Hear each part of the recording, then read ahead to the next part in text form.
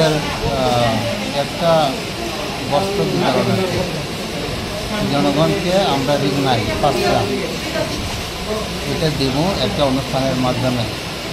ওইভাবে আমরা একটা প্রোগ্রাম করেছিলাম, কিন্তু হঠাৎ করে পিতামাতা এইভাবে যে নির্মমভাবে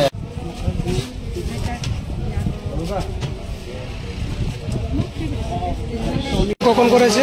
তো 12টার একটু আগে মনে হয়।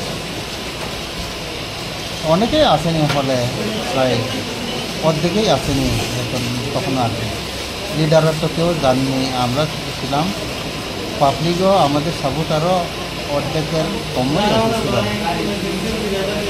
কারণ আমরা 12টায় টাইম দিয়েছিলাম, তো প্রোগ্রাম শুরু ছিল 12:30টায়। তো ওই হিসাবে অনেকেই আসে।